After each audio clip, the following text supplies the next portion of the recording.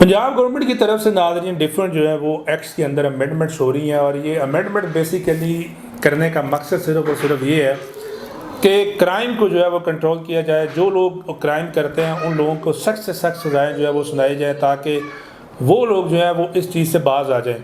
इस वक्त नाज़रीन मेरे पास जो है ये control of narcotic substances act 1997 जो है उसके अंदर जो नई अमेंडमेंट्स आई हैं। ये एक्ट पहले था the control of narcotic substances act 1997 के अंदर ये बना। अब इसको अमेंड कर दिया गया और इसका जो नया नाम है वो Punjab control of narcotic substances act 2025 है। ये बुक मेरे हाथ में है और ये तमाम तर जो नई अमेंडमेंट्स इसके अंदर आई हैं ये इंशाल्लाह आज की वीडियो में डिस्कस करते हैं ताकि आप लोगों को ये आइडिया हो कि जो लोग नारकोटिक्स को जो है वो सेल करते हैं या वो लोग जो नारकोटिक्स जो है वो यूज़ करते हैं तो उन लोगों के लिए पंजाब गवर्नमेंट की तरफ से क्या नई जो है वो अमेंडमेंट्स की गई हैं और कितनी सख्त से सख्त जो है वो सज़ाएँ जो है वो दी जाएंगी। ये 2025 के अंदर नाज़रीन ये अमेंडमेंट आई है और ये प्रोमलगेट हो रहा है।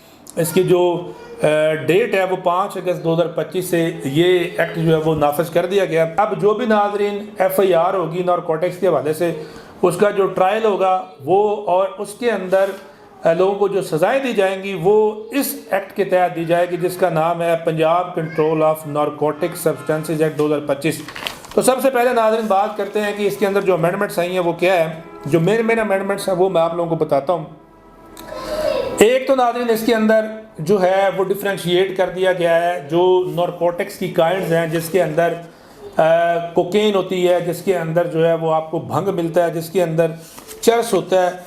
इसी तरह नाज़रीन आइस है, डिफरेंट नाज़रीन ये जो चीज़ें हैं इनको चेंज कर दिया गया उसकी जो पनिशमेंट्स हैं उसकी क्वांटिटी के हिसाब से कि अगर तो आपके पास जो मिनिमम जो एक बताई जाती है कि जी इतनी अमाउंट वो उसकी क्वांटिटी होगी तो उस पर क्या सज़ा होगी और ये अगर बढ़ती जाती है तो इसके ऊपर क्या सज़ा होगी और उसके बाद जो इसका ट्रायल होगा वो किस तरीके से होगा। तो सबसे पहले बात करते हैं कि जो इस वक्त जो अमेंडमेंट्स हुई हैं ये मैं स्क्रीन के ऊपर भी लगा दूंगा ताकि आप लोग जो है वो इसको देख भी सकें।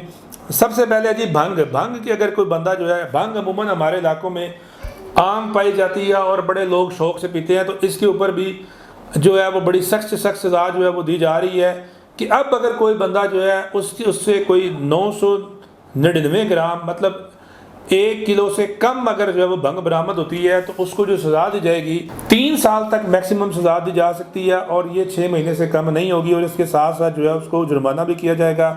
1 किलो से लेके तो अगर 10 किलो तक होती है तो उसमें 7 साल सज़ा है और इसी तरह नाज़रीन उसके साथ जुर्माना भी किया जाएगा। और अगर 10,000 ग्राम से लेके तो 20,000 ग्राम तक ये होती है तो उसकी सज़ा जो है वो बढ़ा दी गई है, 14 साल तक कर दी गई है। इसी तरह जैसे जैसे इसकी क्वांटिटी बढ़ेगी इसकी पनिशमेंट बढ़ेगी। उसके बाद आता है जी पोस्ट आर पोपी स्ट्रा।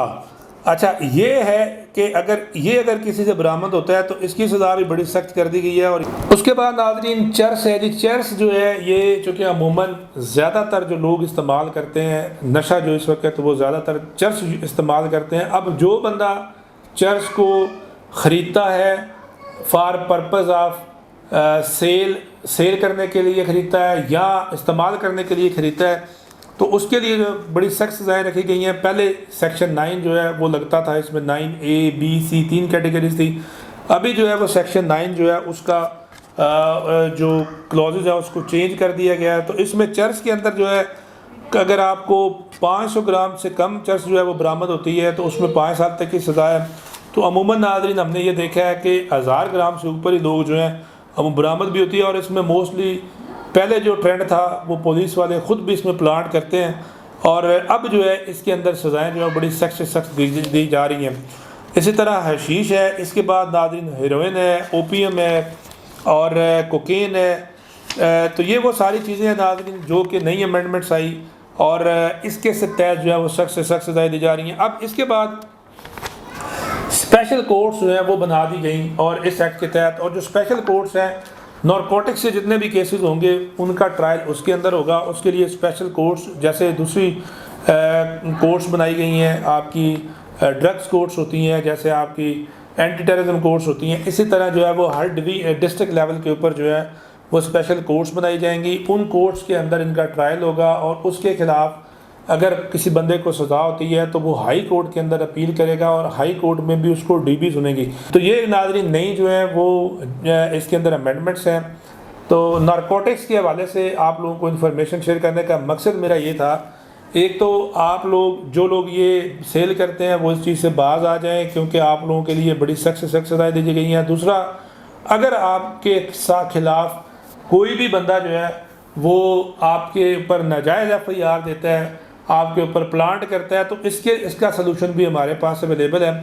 तो इस हवाले से आपको कोई भी इंफॉर्मेशन चाहिए, आप हमारे साथ जुड़े रहें, हमारे दिए गए नंबर पर रब्ता करें। इंशाल्लाह आपको इसमें तमाम तर लीगल कानूनी सहूलियात जो है फराहम की जाएंगी।